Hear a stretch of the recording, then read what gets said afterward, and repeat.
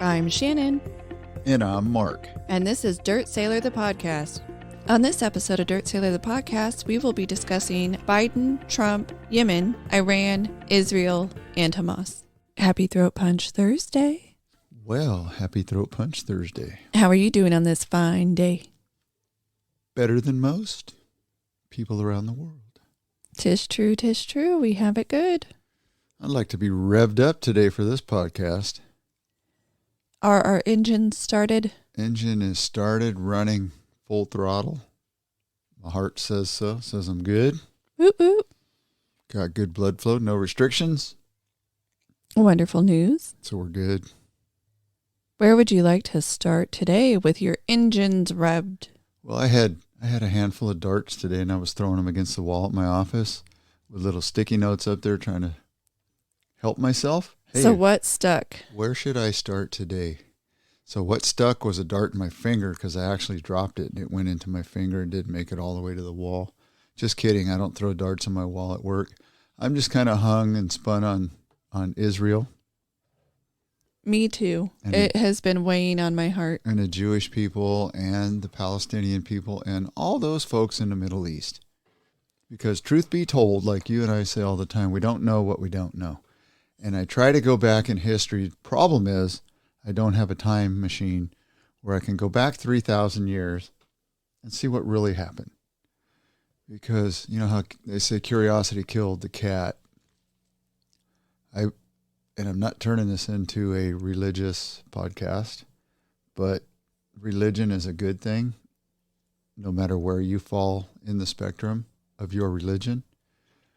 But I've been curious as to why this is happening, why it continues to happen to the Jewish people and the Palestinians, and why so many folks around the world hate Jews. And as our pastor so professionally and eloquently told me, it has to do with the Bible and Jesus on the cross and the Jews having blood on their hands, and that generations were going to suffer this wrath. So if you have the Bible in your heart, what's taking place is understandable. But for me, for a person that's 60 and stopped going to church when I was a young man, very young man, there's a big learning gap there. So I started doing a little bit more research, like I tell you I always do. I'm always in the books, or since it's on the internet now, that's my book. I'm in the electronic book. I wanted to see if Moses, through God, really parted the Red Sea by holding the staff up, if the Jewish people did in fact follow them, if the Egyptians did disappear after the Red Sea closed back up. And here's how I approach that question. Not from the Bible, because the Bible says it happened. Not from religious scholars that are Christians and believe in the Bible, because they say it happened. I wanted to look at it from the Sunni Muslim Egyptian side. And if you listen and look at it from their perspective, they say none of it ever happened. None of it. As a matter of fact, they go as far as to say, a couple of the sites that I picked up and read was, there were no Jews in Egypt, and currently where they're at in Israel, ever. They were never in Egypt. This never took place. So then you run into a wall and it's like, okay, well, how do I look at both of these? How do I give the Sunni Muslim Egyptians the respect I'm sure that they want, and our side, which is Christianity and the Bible? How do you meld those two together, and how do you reconcile? There has to be something to the fact that the Bible says the Jewish people are going to go through this for generations, and they've been going through it. As a matter of fact, 6 million of them in World War II, thousands of them prior to that, thousands of them being pushed off what was their place of residence, their home. Yet one side says things happened, the other side says they didn't. What say you? So one of the things that I've been looking into as far as biblical history / just world history is that stories, if you don't believe the Bible, if you don't believe that it is a historical text, that it has any weight, that's your right to believe that. But so far, from my understanding, and if somebody wants to point out where I'm wrong, please do. But my understanding is the stories of the Bible over time have been proven true. Whether it is that they find evidence of specific peoples in the area and it dates back to that time frame. I believe recently they started uncovering the location where Jesus is said to have healed at now I'm going to get it wrong. The waters that it was said that the angel would stir the water and then the first person to get in would be healed. And that man had been there unable to walk for many years.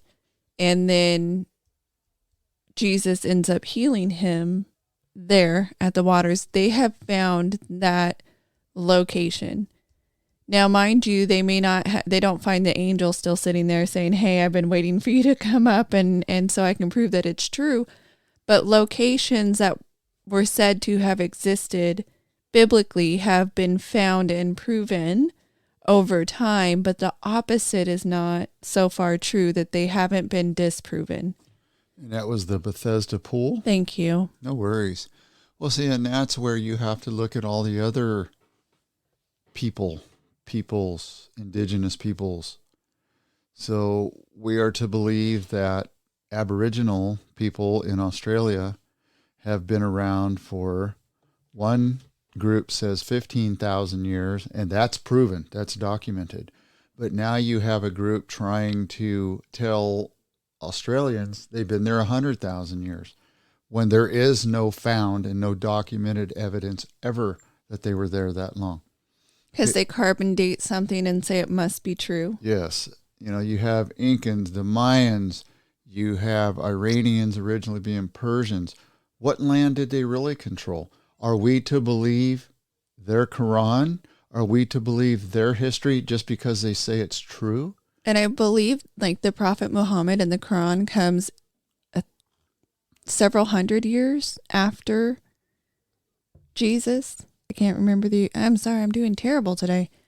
The exact time frame, because I did just recently read that on how far out of history the Quran was. How far back or how far into the future technically it went. And then it says that Jesus was not the Messiah, but it's dated years and years and years after the events are said to have taken place. So how is it that it is accurate saying this long ago, this thing couldn't have happened or didn't happen? That is what it is.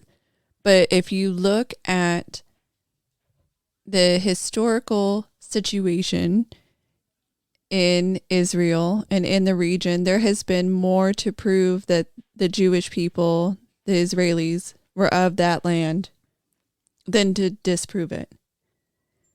And if you look at the Muslim crusades that took place and then the Christian crusades that took place after that, it was to take back what had been taken from them.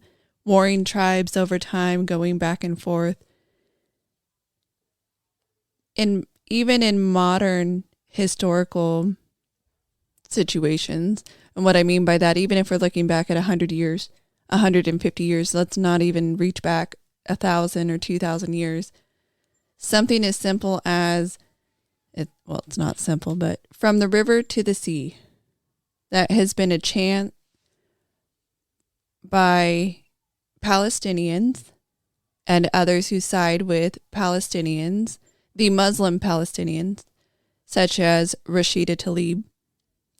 And that chant has been associated with Hamas to wipe out the existence of the Jews, that they will take it all back over. They want the whole entire region to return to Muslim, Palestinian, but Muslim control. And so one of the things that Hamas has adopted, or it was created by Hamas and their supporters, was to chant from the river to the sea to take the whole thing back. And we're not talking very long ago. I know I said 100 or 150. We're talking very, very recent history. And Rashida Tlaib says, oh, I had no idea it meant to exterminate an entire people. Israel is the only Jewish nation. It is one single nation. It is the only Jewish nation. And there are dozens of Muslim nations. And so if you want to just look at recent times, Israel is supposed to be wiped out, according to people in the region, because only Muslims are allowed to exist. Well, isn't it interesting, too, that even Muslims can't get along? Absolutely. Even Muslims can't get along because they have their own backgrounds, Sunni, Shia. Mm-hmm. And then if you look up the population and religious makeup of Egypt, there is 98% Muslim, Sunni, I believe. It's 1% Christian, so that's, in my math, 99. And then there's another 1% other Muslims, and I couldn't recall for you right now what sect of Muslims they are, but none of them get along. They all war all the time. Look at Iran, look at Iraq. Big war. Look at Saudi Arabia and the Houthis right now. They're lobbing stuff back and forth at each other while the Houthis are trying to lob stuff at Israel. But it's just interesting to me how the UN, and the UN is a whole sidebar issue. I think we talked about it either last week or the week before. I would disband the UN in the U.S. I'd implode that building. I'd give the land or sell the land to Donald Trump, tell Donald Trump Jr., tell him to make a hotel or make a resort or make something out of it that'll help enhance the skyline like his family has done for the last 50 or 75 years. Because they're haters. Oh, they absolutely hate Israel. And they created a whole local regional group that would discuss local regional issues and make local regional kind of decisions. And who did they exclude from the local regional group in the Middle East? The Jewish nation. Yeah, and it's interesting that you can take one building in Gaza, since the whole northern half's now all rubble, but you take the hospital, that's the largest hospital in Gaza. You mean Hamas's headquarters? Yes, their entire headquarters is ground level and underneath the earth. But you don't hear anybody around the world complaining about Hamas intertwining their military operation with potential newborn babies and preemies and pregnant moms and people with cancer and people with heart problems. All they can talk about is how Israel has surrounded that hospital and babies have died. It's always about babies have died or women have died or children have died. Are there no men? Apparently there are no men in Palestine, and no men have died this entire time. They're only children, and the occasional woman, but only children have died. That's all you hear about. Now, I understand 50% of the population is, in fact, children. That is my understanding. So none of the children got to any sort of safety. And all of the fighters that have been fighting for Hamas, for the terrorists, have apparently not died. Because so far, if we are to believe the news organizations out there, the pro-Palestinian people out there who are really seemingly pro-Hamas, but if we are to believe it, only children have died. So all that Israel does is target children. Well, they're baby killers. That's all they do is target. And they've actually, and this isn't me being a mouthpiece for the IDF or anybody else. This is watching all sects of the news.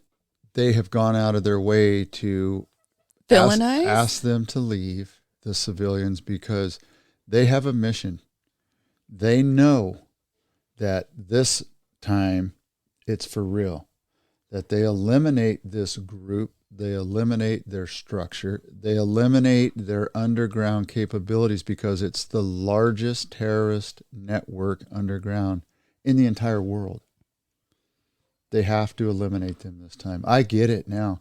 What Hamas did on October 7th was wake up like Japan did against America, a sleeping giant. They are not going to stop. You can see it in all their eyes. They are together as one. They are not going to quit until this group is done. And a lot of Israelis really do believe in their country and believe in it, that they left where they were around the world to go home to fight this war. Correct. And what the world needs to do is get off their back, whether they're helping support financially or not. I don't hear any of the Middle Eastern people calling for a ceasefire in Ukraine. Not one. Okay. Yet 31 days in or 32 days in, we're asking for a ceasefire. We're asking for humanitarian aid. It's heartbreaking that civilians die. But like I keep hearing, that's on the backs of the terrorist organization. They're the ones that intertwine their military operation with civilians. They're the ones that put missile systems and tunnels in schools, in mosques, in hospitals, and, as they found the last couple of days, in houses in children's bedrooms. That's where they found the manifesto of, what's it called? Mein Kampf? Oh, yes. Hitler? Yes. Yeah, so they want to make Israel look bad as they're targeting Israelis for death and destruction and kidnapping, raping. They decided to also make sure that if Israel retaliates, they are the ones that are the problem. Correct. And we've had a second front open up in the north with Hezbollah now. And they've been told by the IDF, don't do it, because we're going to reduce the whole southern part of Syria to rubble, just like we're doing to Gaza. And what are we seeing a lot of this stem from? The backing of? Iran. Iran is backing Hezbollah. Iran is backing Hamas. Iran is backing the Houthi. Iran. Hey, maybe we need to, as a world, come together. Where's the UN condemning Iran? I'm pretty sure, I might be mistaken as of today, but I am pretty sure all of the condemnation that has happened in the UN has been against Israel. 100%. And they condemn America behind the scenes. That's why I said they need to go. Pull all them people out, and they need to go. And we need to stop giving our money to them and other countries that don't like us. Yes. Okay. And by the way, you are correct about Iran. And it's time that we super escalate this thing and we take out either their ability to sell oil, their ability to refine and ship oil, which they have some of the biggest refineries and shipping areas in the Middle East. I would take them out completely. And just like all these generals and admirals and captains and civilian experts are saying, and they all keep saying to a man, even if they didn't and don't like Trump, we need to go back to the Trump era policies and tell them there's 50 people on the hit list. Well, there's 49 now because Soleimani's been gone for a couple of years. And top dog, you're number one on the list. So think about it real hard. Not don't. How about do it one more time and suffer the consequences? Right. Instead, what we have right now is Biden, who is telling Israel to cease fire and to not go after the hospital and to allow aid in there. Now, who is the number one taker of the aid? Hamas.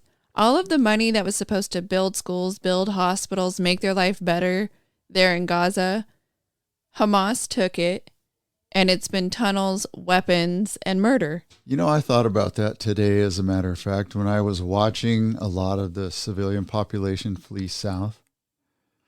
Now, they always say these are developing countries. We have given, along with the rest of the world, that area too much money for them to be a developing nation, okay, or developing whatever you want to call it.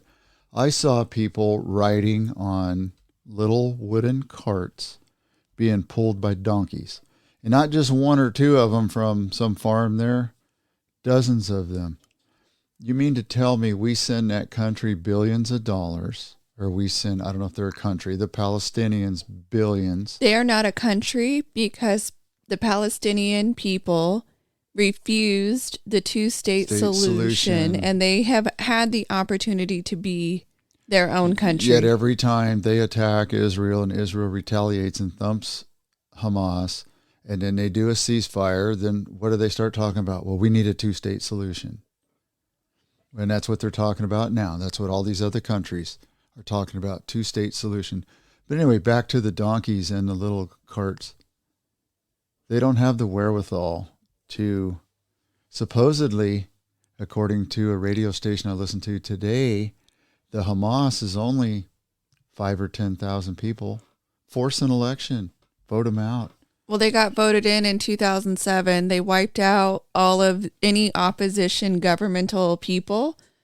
So I believe it was 2005, Israel backed out of Gaza. 2007, Hamas was elected and then basically took over the country. And started lobbing missiles into civilian population. Over and over again. Which nobody in the UN and no other country in the Middle East has come out and said, what? Those are terrorist activities. That is against Articles of War. You guys are war criminals. A little sidebar note. Yes. A bunch of news organizations have known for years that Hamas built that tunnel system underneath that main hospital because Hamas took them for tours in it. And there's actual video that I saw yesterday of Hamas leadership being interviewed by news outlets in the tunnels. And it is my understanding that the Associated Press, among others, is getting looked into because they had reporters that appeared to have been embedded with the Hamas terrorists as they were attacking. They didn't just happen to arrive on site hearing that something was going down to take video of war. They were, in fact, embedded at the very beginning. So was the New York Times. The New York Times as well, yes. And so now some of those news organizations have cut ties because apparently these reporters are also Hamas sympathizers. Oh, go figure. So just to bring it back to the numbers, from 2014 to 2020, UN agencies spent nearly $4.5 billion in Gaza. $4.5 billion. And according to the Organization for Economic Cooperation and Development, aid to the Palestinians totaled over $40 billion between 1994 and 2020. $40 billion. Yes, and the answer is that Israel needs to cease fire. They need to be under control because it's a non-proportional response. So somebody can kill your people over and over again, and you can never stop it because it's a non-proportional response. Right, because you're caught in this cycle that you can't get out of. So, and that's where all these people run from the what? The river to the sea. Because they're not interested in a two-state solution. That's Hamas. There's a lot of the Palestinian people. Someone I watched today said that at least 80% of the population in Gaza want peace and they don't want Hamas controlling them. So then if Israel does stamp out Hamas and they say, here you go, take your country back, and then we pour in all of these billions of dollars after Hamas has been wiped out, guaranteed we're going to pour in billions more, then there will be a potential for a two-state solution. Well, the problem is you still have hatred in the north with the Hezbollah. Yeah. Well, it goes back to what you said exactly 4.5 minutes ago. It goes back to Iran. Because Iran does not want peace, therefore, you will have Hezbollah still doing what they do. You will have, oh my goodness, I always forget that little strip of land in there. The West Bank? The West, thank you, okay. The West Bank. You have sympathizers with both parties in the West Bank, so you're always going to have that to deal with. And then you're going to have the Houthis and Yemen, the south. So there's never going to be peace. Can they get to some type of agreement to where they coexist together? Maybe. But I would try it. I would say, look, this is what we're going to do for you. Because they're complaining that it's just a open air prison. Right. That's what they said, that Gaza is an open air prison. Well, if you'd stop firing missiles at me, maybe I'll make a change. They need to open the port to the sea, because that was one of the rifts, was that the only way they can get out of there is through that fenced area where Israel was letting the 20,000 come and work, or south through Egypt. So they're not all that happy with Egyptians either. Right. So they want to be able to get out through the coastal areas. Well, do they have an airport in Gaza? I don't know. I haven't seen one yet. Maybe they do. But maybe we ought to take those billions and get rid of the terrorist groups and bring them into modern times and say, okay, we'll start incrementally taking the fence down. As long as we cohabitate and everybody starts acting like civilized human beings. That would essentially be a single state solution if everybody could cohabitate. And I was going to, add a little caveat to that. You guys decide what kind of border wall you would like. But the fencing that we, Israel, constructed, we will remove it. You guys come up with your system. What's your solution? What is your solution? Because right now, the solution would be in the hands of Hamas, because that's who their current leadership, technically even elected leaders, still are. And Hamas is saying they have no regrets after the October 7th attack, and the goal was to overthrow the status quo. Well, they definitely overthrew the status quo. And their leadership, though, say they have no interest in actually governing Gaza. They just want a permanent war with Israel. And they're winning the PR war right now. Absolutely. That's because there is a preconceived notion by all these other countries that Jews are bad. They're bad people no matter what they do. Humanitarian and or otherwise, they're bad people. Correct. And they did they even met the demands of Hamas, which was to announce where they were going to target and strike before they targeted it. Well, maybe not before they targeted it, but before they struck. And I'm just going to go back to Iran. So top Israeli intelligence officials announced throughout this last week that they helped to foil an Iranian-backed terrorist attack against Jews living in Brazil.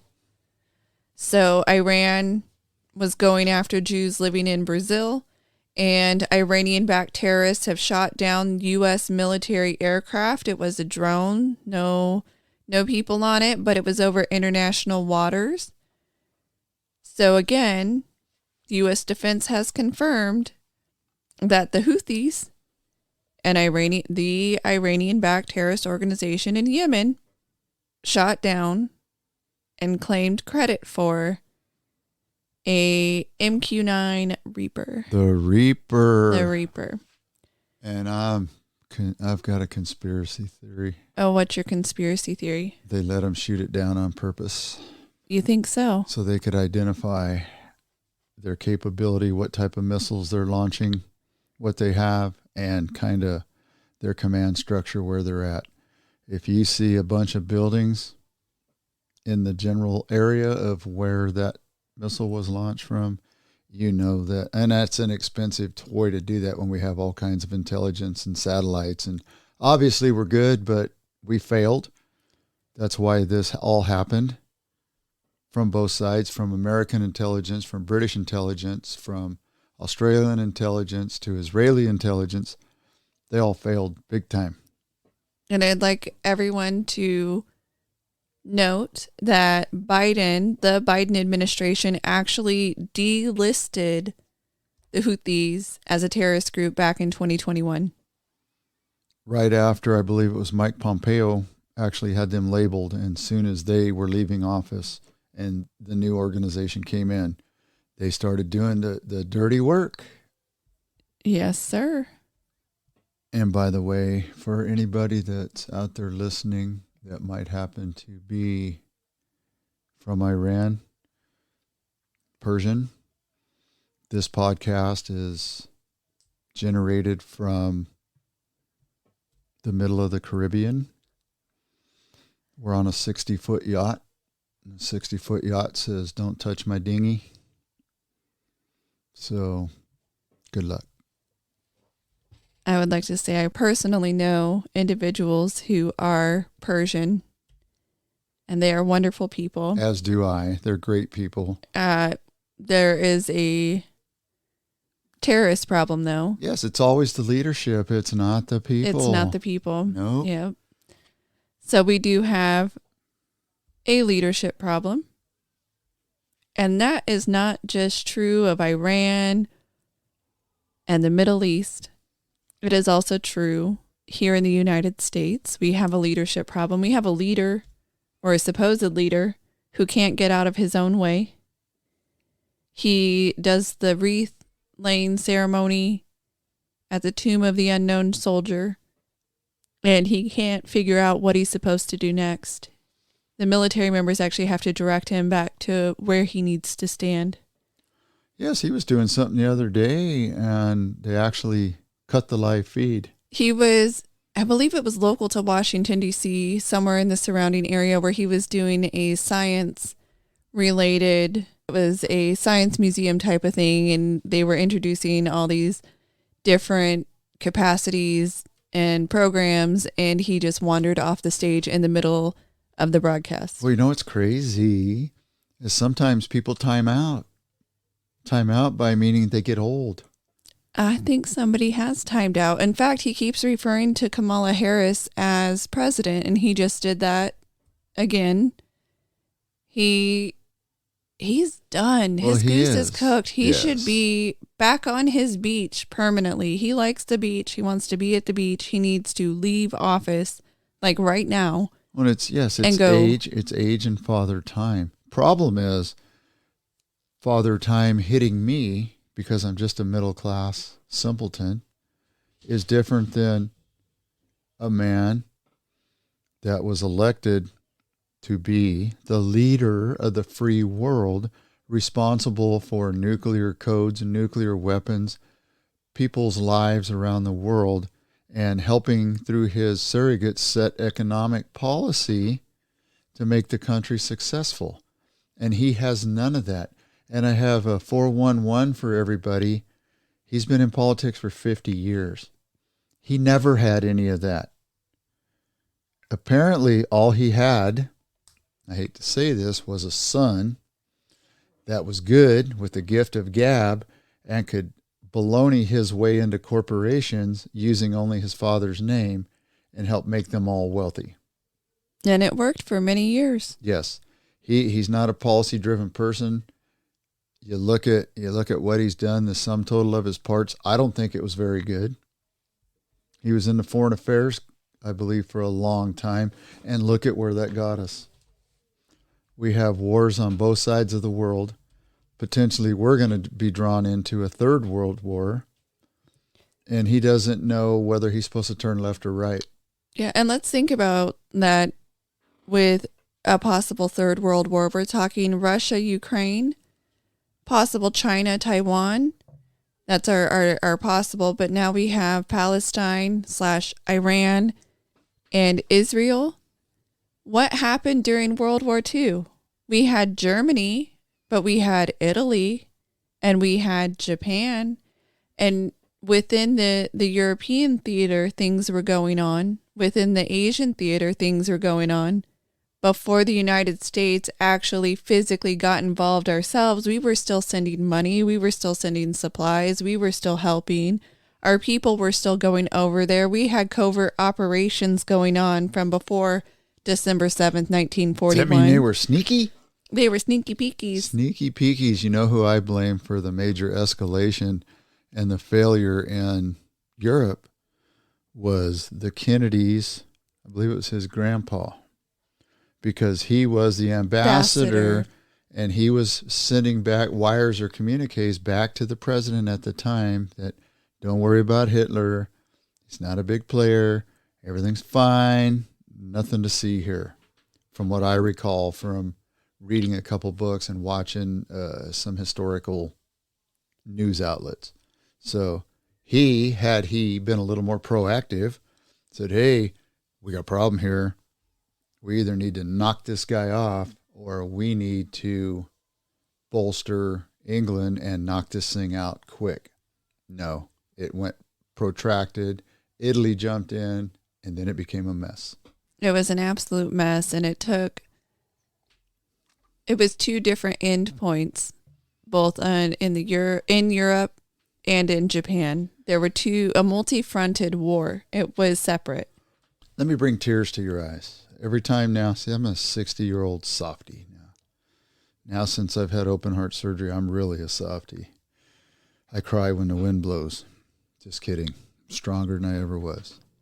Just think of when you look at videos of Arlington, or you're in Hawaii working or living, or you're on vacation, you see the ships that are sunk. You go to Punch Bowl, which is a very big military gravesite. They're all over the U.S. They're all over Normandy. And what was the average age of all them kids? Somewhere between 17 and 19. They're so young. 17 and 21. Just think of the families. Just look in your kids' eyes. Look at what all these guys missed. All because people were mad. What were they fighting over? Dirt. Dirt and an ideology. Dirt and an ideology. If we got rid of the Jews, if you want to look at it from Hitler's standpoint, if we got rid of the Jews, we could take over more area. Blonde hair, blue-eyed, perfect world. And just a historical note, the little girl that they used in a lot of the pamphlets to say this is the perfect example of a German, she was actually Jewish. And so even Hitler's ideals to say this was the perfect person couldn't even pick out the real perfect person. Was Hitler German? He was not. I believe he was born Austrian? in Austria. Yeah. And yet it was the German people. That's where he took over. That's where he got his in. And he did the same thing that others have done, Hamas, being a terrorist organization, which was to suspend all of the other government parties and take over. Oh, you mean like the Ukrainian president right now? We're not in a position to have elections right now.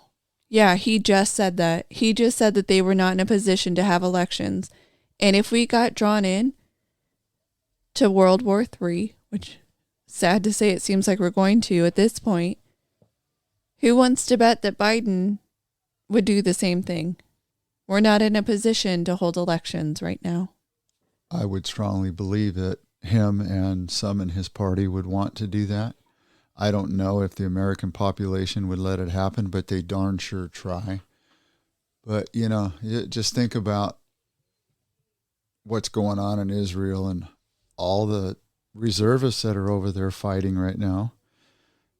They're young kids. So from the perspective of I think 60 so far that have died, other than heartbreaking news, do you remember when you brought up the gentleman that saved several lives, the IDF officer? Yes. He has been killed in combat. He was killed. Yes, he was killed a week ago in combat. War is HE double hockey sticks. And it's always the young kids that bear the brunt of what's happening. Because it's not an old man's war. If they were smart, they just send a bunch of us geriatric fools over there, and we got nothing to lose. I was going to say, send some women in menopause and in the throes of their hot flashes, they will burn down every... Old guys and old girls that have, stage 4 cancer and heart valves that are failing. I bet they don't have a problem with being bombers, putting on a vest, strapping a vest on and going and doing their business. Who knows? Doesn't mean we should do it. No, I'm not advocating. I'm just throwing that out there as what if. Maybe we're looking at the wrong people to run these. Actually, who we should be looking at is our leadership. Lead by example. Get out there, Biden. You want to send over weapons of war. You want to leave weapons of war in Afghanistan. You want to arm everybody over there. Why don't you go and take back some of that armament personally? Right. Well, see, I have watched your nephews and other people's kids And I actually have a different thought on this whole war process and who should be organizing it and running it.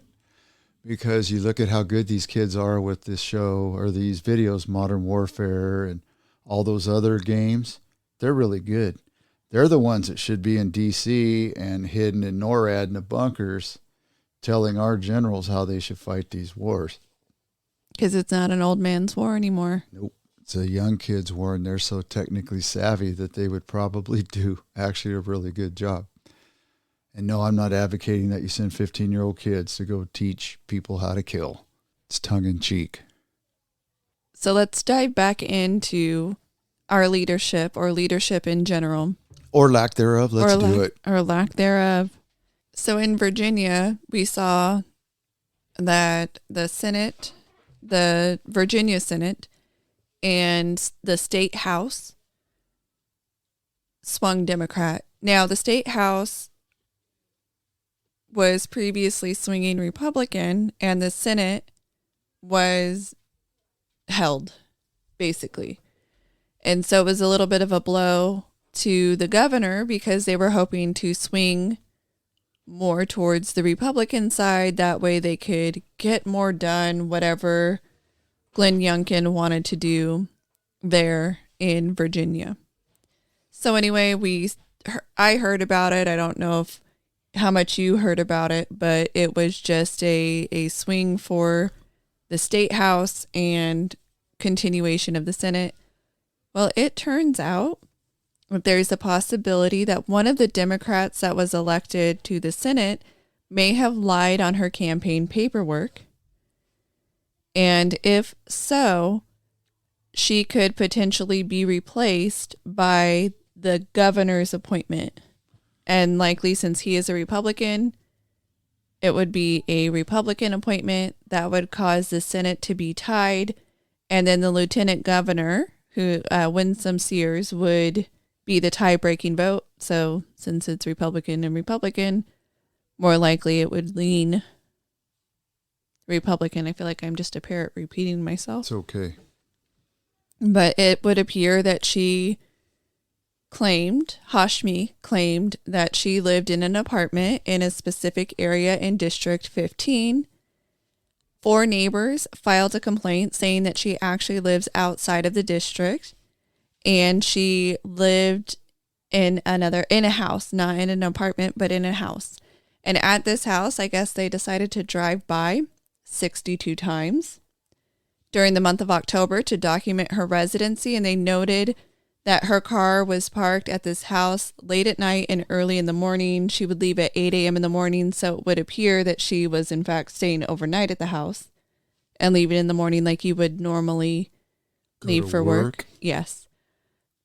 Another thing, on the Certificate of Candidacy of Qualification, which she signed March 14th, 2023, she said, "I now reside at the address shown below in the district in which I seek office." And then there was another question on there. "Do you or a member of your immediate family, separately or together, hold an interest valued at more than $5,000 in real property? Do not include your principal residence." She checked no. Keep in mind, her principal residence is an apartment. The house that she was seen at, real estate records show that she and her husband have owned that house, which is estimated to be worth $600,000, so well above that $5,000 threshold. They've owned it since 1999. There is no corruption in politics. Just ask everyone from the 2020 election. Most secure election ever. Most secure election ever. And when was the big red wave coming? What year? 2022? That was also supposed to have come last year, Yeah, yes. And cleanest election there as well. There is no cheating. There's no ballot stuffing. They don't harvest ballots. We do not go after people that absentee vote. It's all in your mind. All in my head? It's all in your head. Just tell yourself that. It's all in my head. All in my head. I must be crazy. It is all in my head. cheating is rampant. It's just who gets caught. Because people cheat in life. They cheat at corporations. They cheat in politics. And over, we hear these little stories of, which should be big stories, but local races. We've talked about it before on this podcast, where somebody is prosecuted, somebody's kicked out of office. A judge just recently said a particular race has to be rerun because there was so much cheating going on. Over and over, we hear it with all of these local offices. I believe in Michigan, we talked about the fact that they are going to go after the attorney general for not prosecuting when they found illegal voting and illegal registrations and all of that. So they would not prosecute people. So if you don't, in a jurisdiction, if you choose not to prosecute, do you get to say there is no problem? No one's been convicted. So what's that saying about if a tree falls in the forest? Does it make a sound? Does it make a sound? Only if it's a Republican tree. Yes. Well, she cheated. She knows it. The DNC back there knows it. And look how I always say one vote, one person can tilt the scales of that House Senate. Just like in some of our state or federal elections where, Trump was ahead. I'm just throwing Trump out there. Any Republican, even Bush, was ahead in this county by 25,000 votes. And he ends up losing by 2,000. Yet the polling was closed. And there was only 10,000 more votes to count? Yes. But cheating doesn't happen. And who's also not cheating is Adam Schiff when he says he lives in a 600 square foot condo in California and not in a many 1,000 square foot house. I want to see his bunk bed setup that he has in that little house because there's a family of 5? 4 or 5. 4 or 5. That'd be pretty cool to see how they've set up that little place. So I know if I ever want to sell my 1,200 square foot mansion and go into a 600 square foot or less, I know how to set up the bedroom. Right, because even if you have a family of 4 and 600 square feet, that is a lot of people in a little location. I would be surprised if it was a 2-bedroom.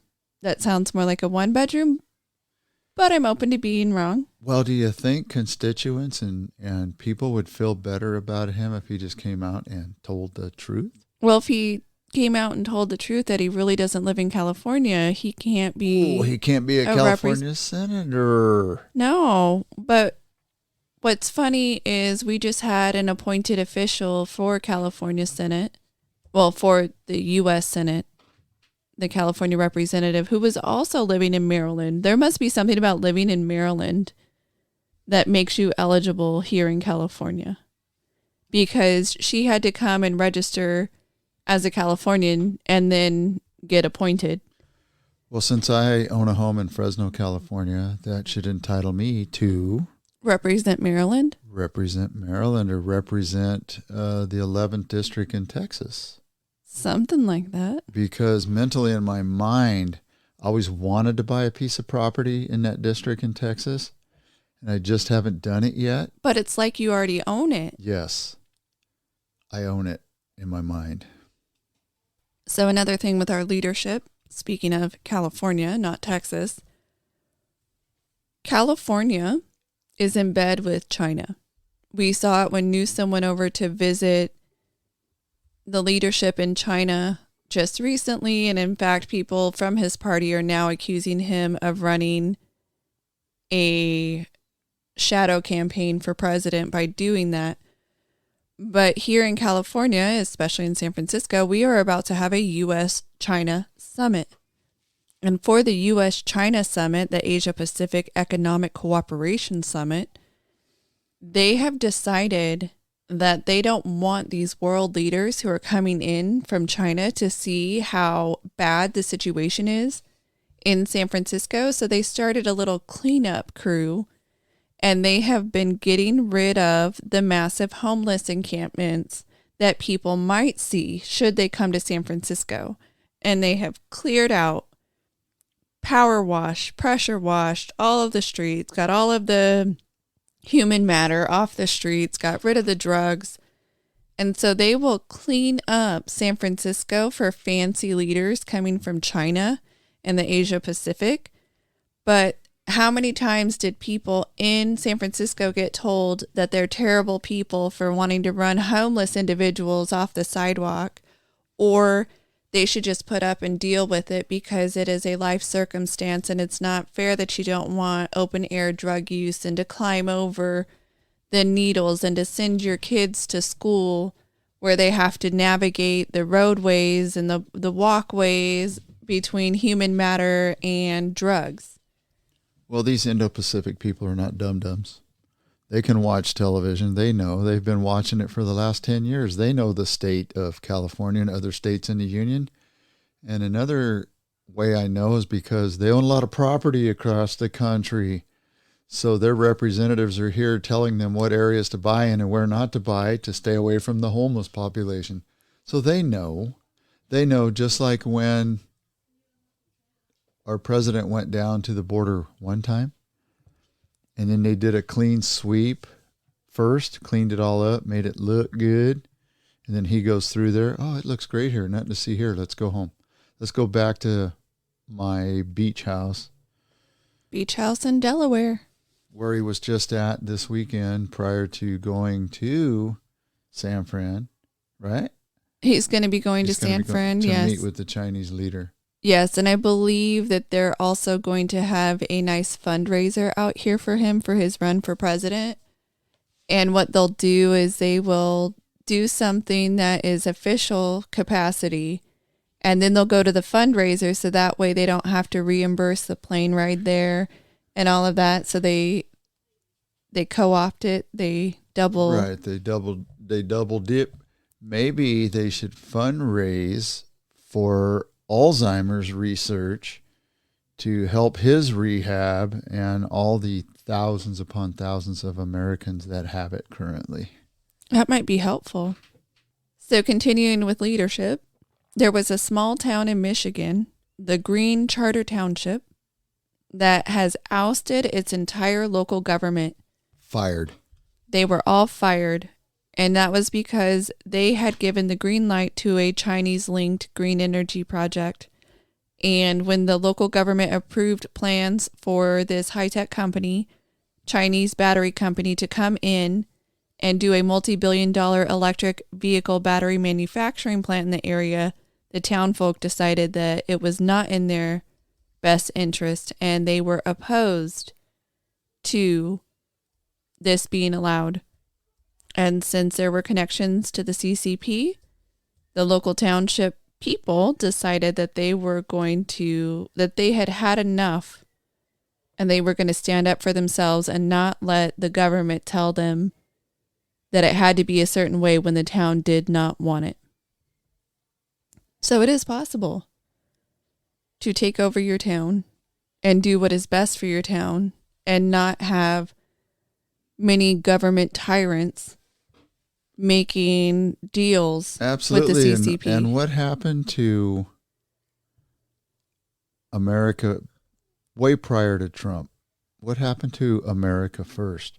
What happened to making sure people within your communities had good paying jobs, there was good businesses there, and everybody was successful? Why do we feel the need that we have to outsource to other countries to have them come in and buy up our property and buy our stuff and run their companies and send their money home? Because I have news for people, just like they've done the stats on people that prior to this big rush of illegals coming up through the border, they would do the mathematical calculations of a person would take one person from Guatemala, comes up here. Well, I don't know why I picked Guatemala, but one person south of the border. They come up here, they go to work, they make a salary, pay taxes maybe, pay taxes don't know. They end up sending over 60% of their income back home because they have a family to support. Maybe they're being extorted by a country, who knows? But the money does not stay here within this country to help benefit the local, Walmart, the local golf course, the local restaurant. it all goes away, or a majority of it goes away. And you multiply, it's a force multiplier times, 50 million people. Where's the money go? This community was dead on. They were spot on by firing them people and saying, no, we're not going to do this. There's a point where you have to say enough is enough, and that township, the residents of the township had it. Yes. So good for them. As they should. Good for them. That's one thing I've pondered when we say, especially my left-leaning friends, that they want to have wages of a certain amount, that they want to have insurance that is 100% taken care of. You don't have insurance, you just have medical care that's paid for through taxes, and you can go to any doctor anytime, type of thing, that they want to have socialist style medical care, and they want to have basic allowances given to them, basic housing covered and a certain amount that they make at a job, the minimum income that they want to see. Yet some of these same individuals are the ones that are making deals with foreign companies that don't pay those levels. So when we're importing those things from China, or we're importing them from insert anywhere in the world, they don't have the same wage requirements, so they can make a cheaper product than if it's made here in the United States. So if you follow the sort of socialist Democrat mindset, why would you ever do business with foreign entities and not demand that it be done here in the United States, to give a good wage job, to make sure the medical care is covered, to make sure all of that is taken care of? It boggles the mind. And just think, if we could look into the future and this Chinese company, what if they're one of the companies that back in China, they used the Uyghur Muslims for slave labor? And for those of you that don't know what that is, look it up. It is the Chinese government, the CCP, taking a religion, an ethnic group, and using them for slave labor and cleansing them. Okay, look it up. Not my words, not my phrases. Legitimate. It's the real deal. So what happens if in the future China gets control of a majority of us and they start doing the same thing? What if it's Baptists? What if it's Muslims here? Do you want to continue to do business with these people when they have a track record and a history? No. You want to, like they did in that community, fire the township people and start over. And just to bring in something that I just brought up, which was socialist style medicine, I have heard many a times that we need socialist style medicine here in the United States because people don't need to be surprised with big bills and access to medical care, and people have to make the choice of whether or not they get medical care or put food on the table. I'm not saying that that should have to be a choice, but we are often sold this perfect idea of what it would be like to have socialist medicine. And in the UK, there's been another example of how socialist medicine works.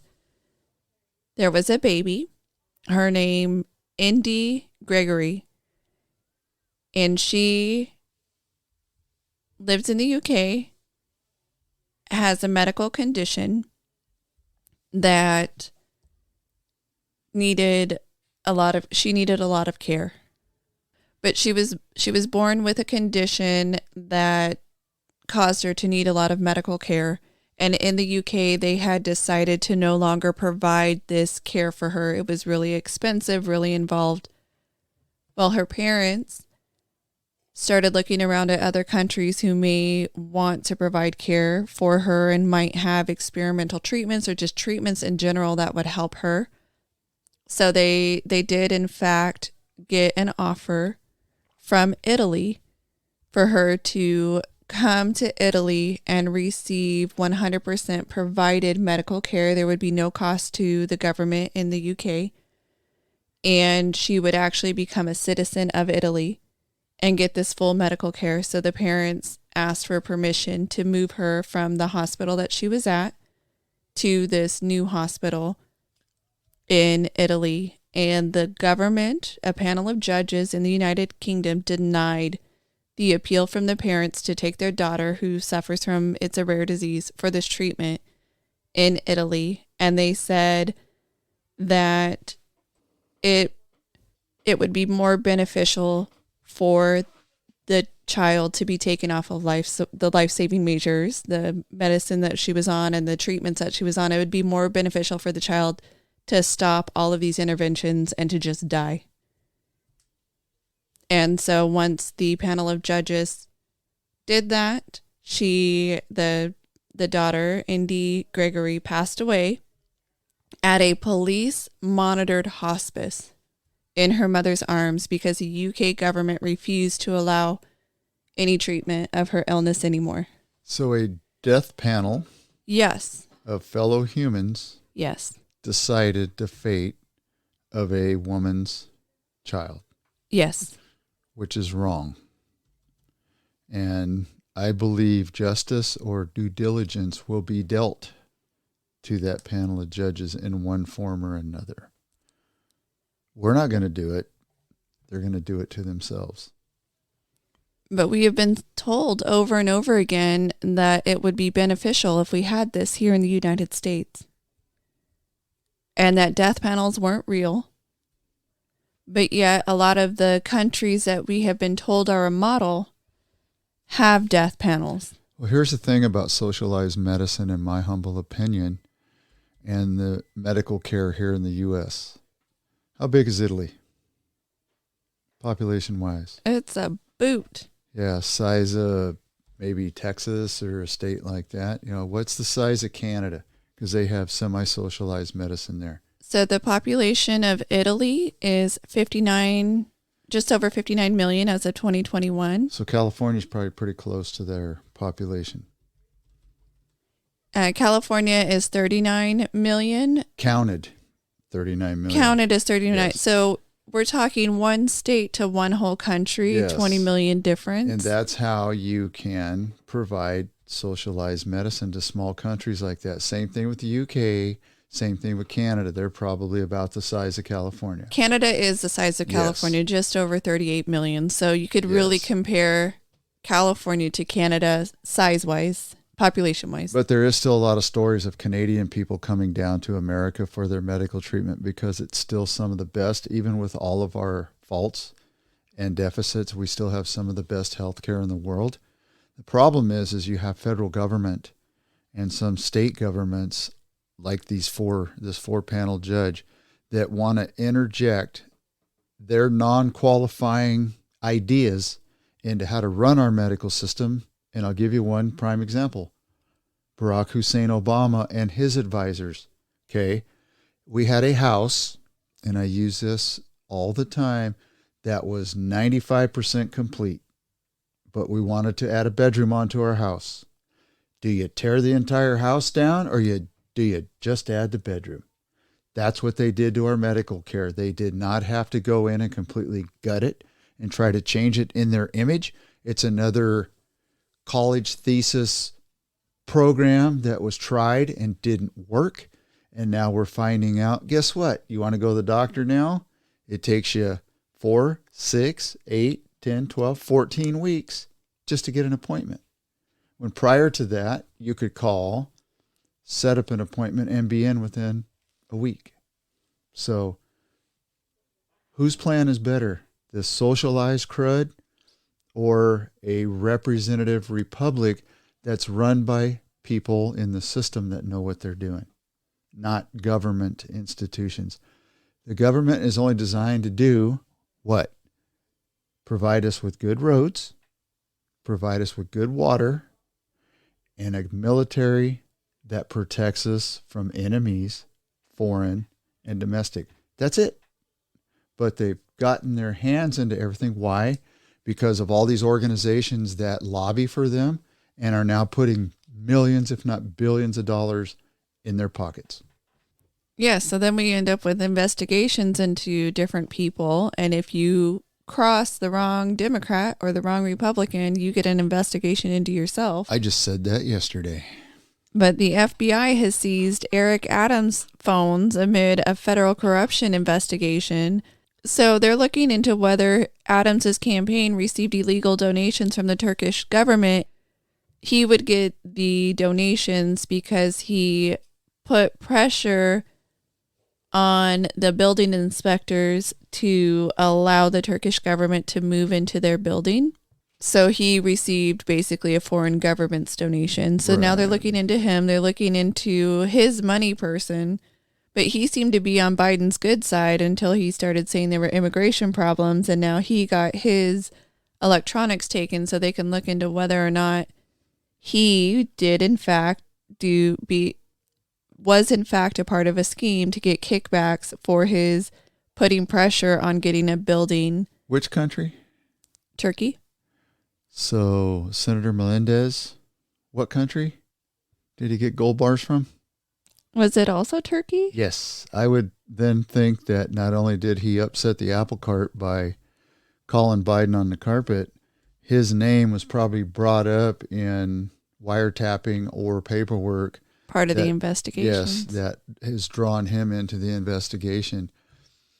But if you see other blue state governors and leaders start getting investigated, and they're also the ones that said something about the current immigration policy and how failed Biden is, they're all going to get investigated as well. Problem is, the current system is so corrupt. I don't know how you get it back under control. I think you and I talked about that in private the other day through text, was how do you get this swamp under control when the swamp is so deep into regular folks that work in D.C. that probably go all the way down to the doggone janitor, for crimini's sake. They're probably all corrupt, every one of them. And like you had said, is they all tend, or probably 95% of them, tend to lean towards one party over the other. So as soon as the minority party, as we'll call it, gets into office, you have all these people lined up against you. So you really don't stand a chance. Right, because the swamp is just that deep. The swamp is deep. It's actually, it's not swamp. They should call it the quicksand, because quicksand is bottomless, right? You fall in quicksand and you just disappear. Yeah, unless you know how to get out, which the quicksand of government, I'm not sure that people would know how to get out of it. And if you want to look at some of the corruption or non-corruption, depending on your viewpoint, that's been going on with Trump, that's also been going on with January 6th. I'll bring up a few things that have come up within the last week or two. So last year, the judge in the current case with President Trump that's happening in New York, that the Attorney General has been smiling and waving for the cameras and holding her little pressers, but the judge in that case, whether or not he overvalued his properties and did all kinds of malfeasance, whether Trump did all kinds of malfeasance by overvaluing his property and getting loans that are too good to be true. Anyway, this judge came out at one point and said the former president is just a bad guy who Democrat New York Attorney General Letitia James should go after as the chief law enforcement officer of the state. That's a quote from last year. At the start of the trial, we saw him smiling and waving for the cameras that he invited in. Whether or not that's a huge deal, I'm not too sure, but that is something that kind of irked me. After the defense won an appellate ruling against the judge on one of the statutes of limitations that they had noted in the case, the judge simply ignored the ruling. Even though Trump won an appellate ruling, he just ignored it and still allowed that charge, even though it was outside of the statute of limitations. The judge entered a summary judgment against Trump before the trial even began, without any witnesses, other evidence, cross-examination. And even though obviously Trump believes that he's innocent and he was going to present evidence of such, he ruled against Trump even before Trump had a chance to speak.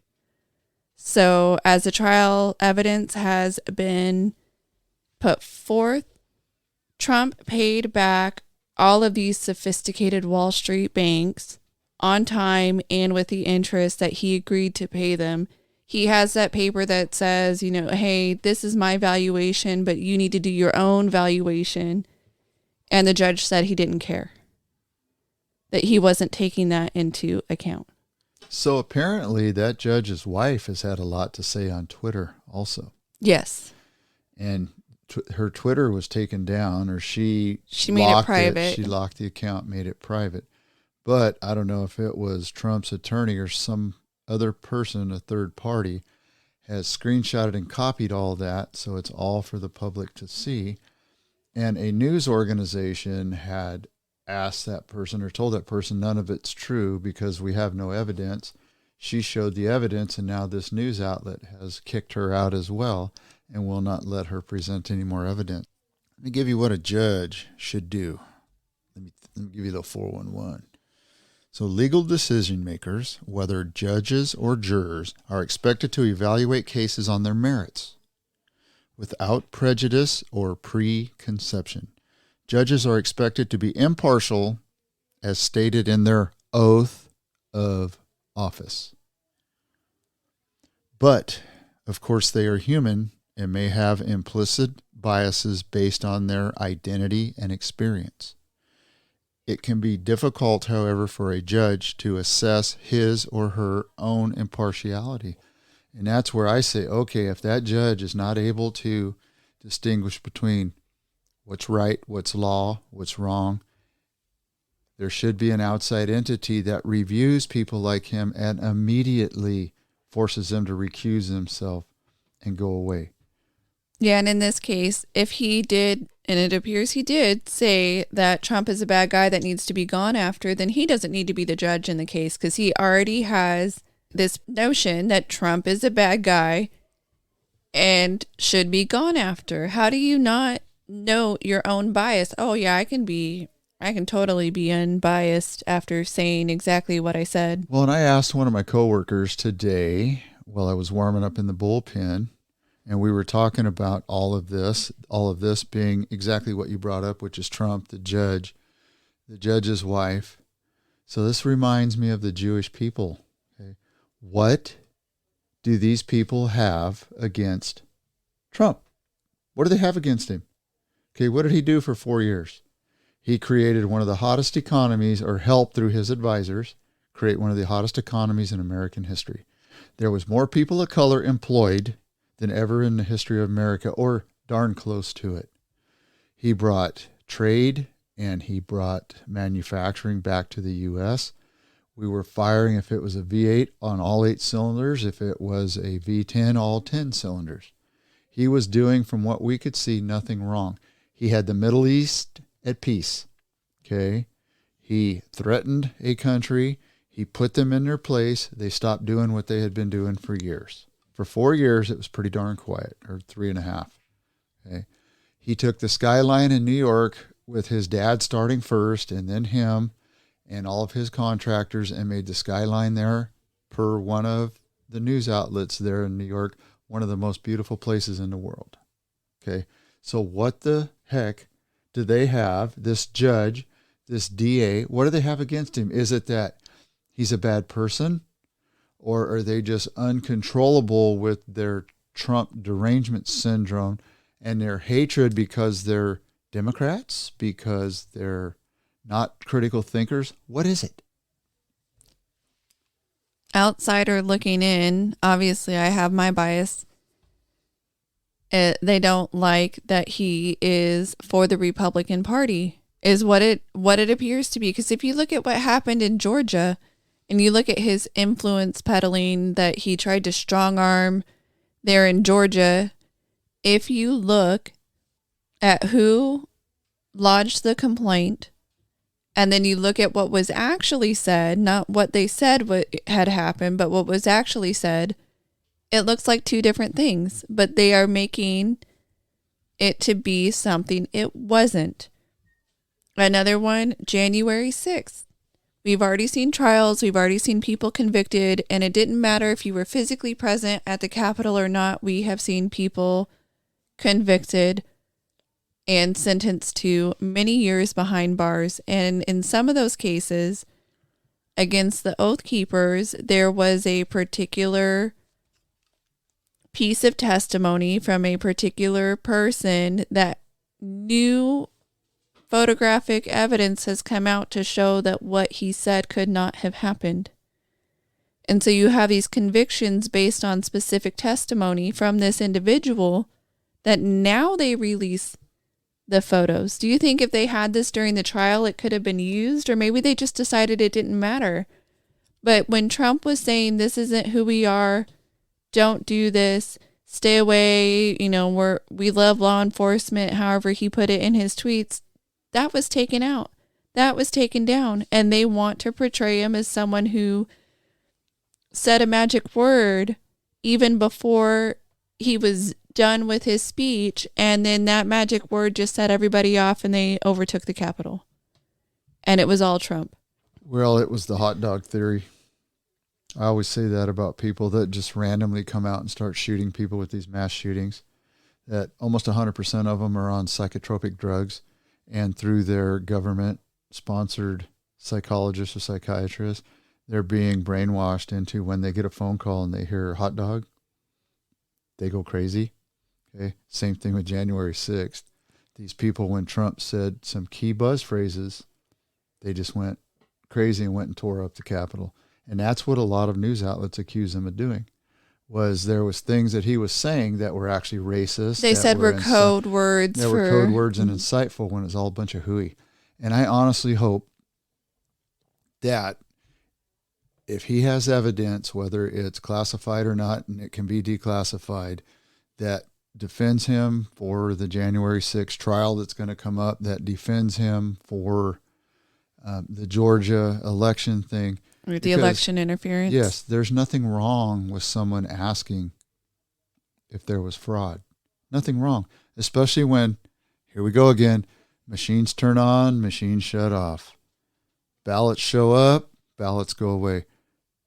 The videos of that are irrefutable. And I mean, we've seen them during regular newscasts, like the table at the one election place that had all of the suitcases full of ballots underneath them. And that's normal. That's perfectly normal. We do it all the time. Yeah, we don't keep ballots under lock and key. We just keep them randomly out in the open when people are running to the bathroom or going to different places and they're not physically watching them all the time. What if somebody just grabbed one of those suitcases after seeing him and walked away with it when somebody else wasn't paying attention? Well, and here I go again with saying just a few ballots, one way or the other, can make all the difference in the world. Well, wasn't the one Georgia area at 12,000 votes at one point? Yes. So 12,000 votes, and then they said, oh, we only have so many thousand more to count. Oh, we found more. Like, how do you not know how many votes you have to count? That's kind of weird. Exactly. Do you recall the young kid's name that defended himself with an AR during one of the riots? Well, see, Rittenhouse. Yes, I was going to say you don't have to remember his name. All you have to remember is what they tried to do to him through hiding the video and skewing the 4K video and not giving it to him. They wanted that young kid in prison for protecting himself. They want Donald Trump in prison for something that a handful of individuals incited by the guy from Arizona that's never been charged. Oh, Ray Epps. So he finally received some sort of misdemeanor charge, even though he's on video from January 5th and January 6th saying, we need to go into the Capitol. We need to. Absolutely. Over and over. And if there's anyone that should have had their door busted down and arrested and it should be him. It should have been him. And then he wants to sue Tucker Carlson for saying, how dare you say my name? Well, Tucker has all the video. That's why he got fired from Fox. I would say sue away, baby, because you're going to see me in court with 45,000 hours of videotape. Showing him over and over doing this. And I don't understand how people who weren't there got their houses raided. And there was a couple from Alaska. That's what happens when you have bad people in charge. That's what happens when you have people that are allowed their entire adult life and career to steal money from other countries through strong arm tactics. That's how they feel when they're mafia dons, how you run everybody's life. You bully them around. And that takes me 10-second sidebar to a person like Liz Cheney, quote, Republican, great husband or great dad who was a honorable VP. See, Trump made some derogatory statements about how her dad was not a very good VP and how Bush and him lied about weapons of mass destruction in Iraq. Therefore, she's made it her life goal now to try to get the man thrown in prison and ruined.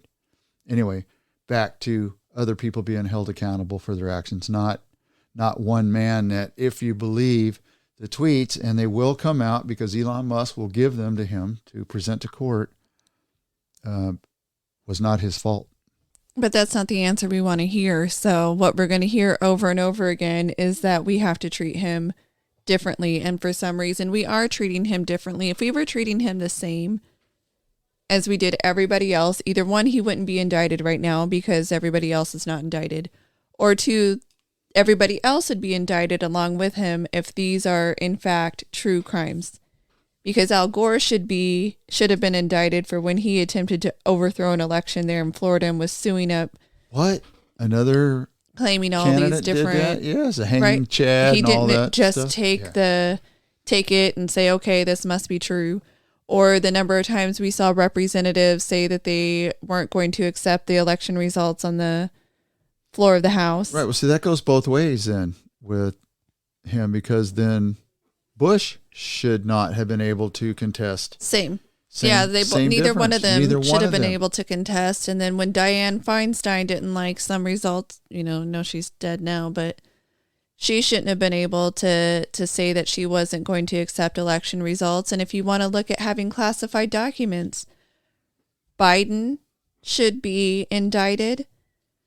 Vice President Pence should be indicted. Pence. Every single person with classified documents. If Trump is indictable, so are they.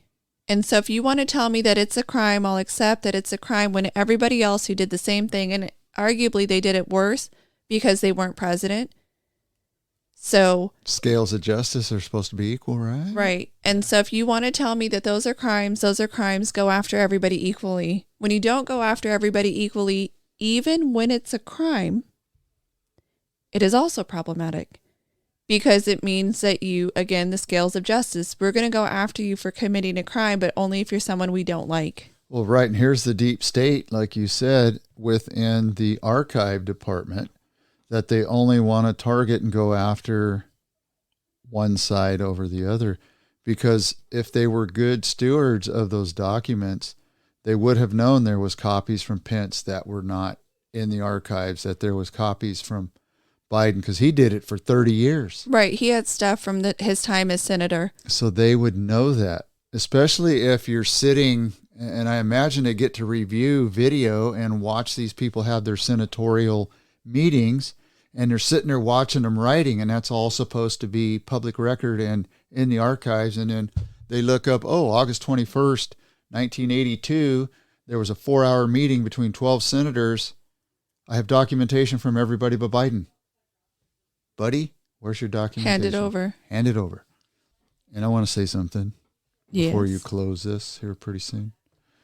I don't want anybody out there in our world to think for a second that we, as a father-daughter group, do not love and care for every ethnic group out there. We try to look at things and parse how we feel. We care about everybody. We care about the Palestinians. We care about Jewish people. We care about Germans, French, Italian. But you have to look at right and wrong. And I see wrong within one group and I see right within the other. And that's how I base my discussions. Not that I hate anybody, just to be clear. I do agree that our words can be misconstrued in that we dislike a certain group of people. Please note that in general, we are talking about certain leadership people or certain people who have elevated themselves to leadership. It is not the entire people as a whole. No, it's all about the leadership. It's never about the population like us, because we are the ones that are the cog or the gear sets that make this thing work, and we work off of what leadership asks people to do. And sometimes leadership gets out of control or out of hand, and they force people through peer pressure to do things that they wouldn't ordinarily do. This has been a podcast produced and edited by the Dirt Sailor duo. Mark and Shannon are a father-daughter team who both served in the United States Navy. This production is protected by copyright laws. Until next time, anchors away.